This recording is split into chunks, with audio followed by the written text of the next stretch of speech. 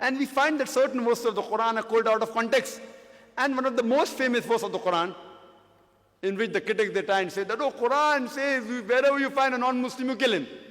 And one of the famous critics of India, as you know, Arun Shuri, he wrote a book called The World of Fatwa.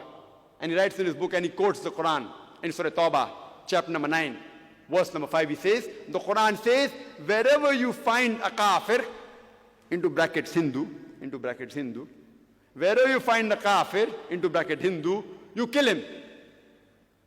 You wait for him in every stratagem of war.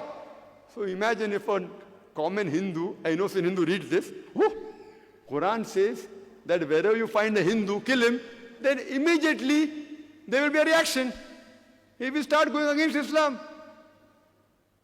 So the problem is that selected few people, for their own ulterior motives, because of their writing, then he wrote the book, The World of Fatwa, and he quotes the same verse which has been quoted by Orientalists, Surah Tawbah, chapter number 9, verse number 5, giving reference. After verse number 5, he jumps to verse number 7 directly. Any intelligent person will know why. Because verse number 6 has the key, the reply to his allegation. In context, if you read Surah Tawbah, chapter number 9, the first few verses speaks about a peace treaty between the Muslims and the mushriks of Makkah. This peace treaty was unilaterally broken by the mushriks of Makkah. So by the time Almighty God reaches verse number 5, he says that in the battlefield, that wherever you find your enemy, Kafir means unbeliever, enemy, wherever you find the enemy, you kill him. In the battlefield, if anyone quotes out of context, it will sound absurd. Imagine a few decades earlier, there was a war between USA and Vietnam. And if the Army General of USA or the President of USA tells the American soldiers in the battlefield that my soldiers, don't get scared, wherever you find the Vietnamese, kill him. It is to boost up the morale.